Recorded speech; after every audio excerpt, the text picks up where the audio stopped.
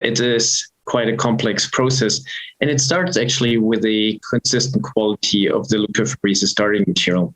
There's more and more data emerging that T-cell fitness is an important factor for cell growth, both ex vivo during manufacturing and to improve the manufacturing success rate, but also once infused with improved clinical outcomes.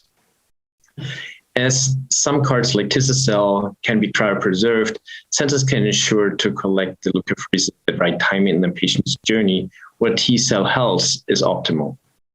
Another important factor is the need for a robust manufacturing process that can be transferred to a network of plants, enabling to manufacture in high quality, reliably, and consistently close to patients in need.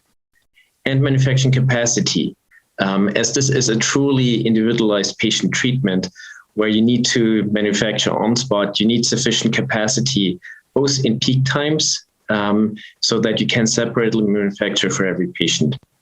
And there are also logistics and supply chain capabilities that have to be factored in so that you can also bring the apheresis material to your manufacturing plant across country lines, and that you have flawless logistics support where you can always track where the cells are at any given time.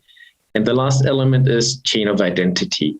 You always need to ensure that the right patients belong to the right cells belong to the right patient, so that you at all times know where the cells are, know to whom they belong, and that there cannot be a mix-up. And we didn't have a single case, so this can work really, really well.